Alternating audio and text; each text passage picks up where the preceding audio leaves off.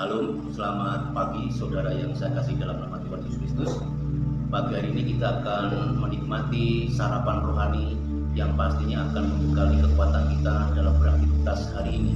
Tuhan Yesus memberkati, namun sebelumnya kita akan berdoa terlebih dahulu.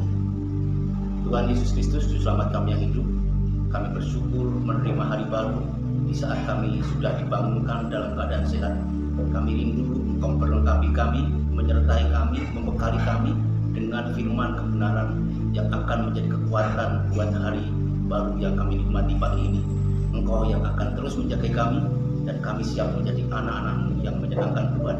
Di dalam nama Tuhan Yesus Kristus, firman kebenaran ini akan menjadi kekuatan yang baru. Terima kasih Tuhan Yesus, terima kasih. Amin. Salam, semangat kembali saudara yang saya kasih dalam Tuhan Yesus Kristus. Saya pernah menerima cerita bahwa ketika anak saya sakit demam berdarah, teman saya merekomendasikan untuk datang ke dokter A, karena terkenal memang dokter itu spesialisasi di dalam menangani penyakit demam berdarah. Dan benar, ketika saya bawa anak saya ke dokter A ini, melalui obat resep yang diberikan, itu anak saya sembuh. Lalu juga ada cerita yang kita alami dalam kehidupan sehari-hari, ketika kita membaca atau melihat di YouTube bahwa ada restoran yang enak dan viral dan banyak yang jajan ke situ, dan kita antusias mau jajan ke restoran itu. Lalu pertanyaannya adalah, bagaimana kita sebagai orang Kristen menyikapi kabar baik Injil? Pastinya kita tidak seperti yang respon yang kita berikan seperti ketika kita menerima kabar bahwa dokter A begitu mujarabnya ketika memberikan resep, atau juga meresponnya dengan antusias ikut memviralkan bahwa restoran A, restoran itu enak dan murah terjangkau. Tapi kalau kita mau mengingat kembali, kita adalah anak-anak Yesus yang mendapatkan tanggung jawab mengabarkan kabar baik bagi orang lain. Untuk pagi hari ini saya beri judul Menerima Yesus Menuju Kerajaan Allah, yang saya ambil dalam Yohanes 8 ayat 29. Firman Tuhan berkata, "Dan Ia yang telah mengutus aku, Ia menyertai aku. Ia tidak membiarkan aku sendiri, sebab aku senantiasa berbuat apa yang berkenan kepadanya." Melalui teks ini kita belajar bagaimana kita menyikapi untuk menjadi orang yang sudah menerima keselamatan, namun juga punya tanggung jawab memberikan kabar baik kepada orang lain.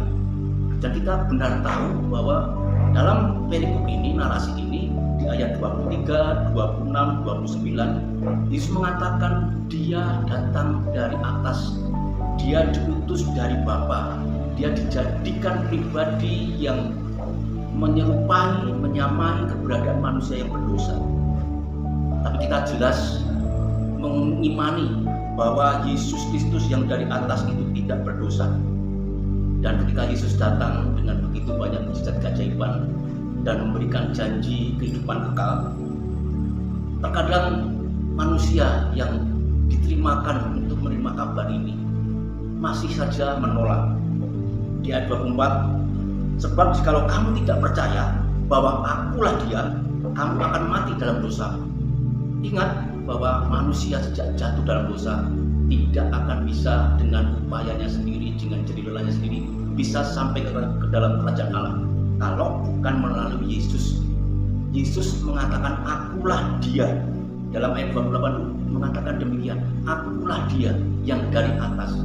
Berarti kita sebagai orang berdosa, dan kita yang sudah dijadikan anak-anak kerajaan Allah, sudah tiba waktunya membagikan keselamatan itu kepada orang lain. Karena Yesus mengajarkan hidupnya, pengabdiannya, tujuannya, puncaknya adalah kematian di kayu salib. Maka itu di dalam ayat 29 Yesus Kristus jelas mengatakan, "Dan Ia Bapa yang telah mengutus aku, Bapa menyertai aku. Ia tidak membiarkan aku sendiri, sebab aku senantiasa berbuat apa yang berkenan kepadanya." Yesus sudah memberi teladan hidupnya untuk menjadi perkenanan Bapa. Dan kita yang sudah menerima keselamatan harus berkenan, menyenangkan untuk Yesus Kristus Tuhan Juru Selamat kita ini.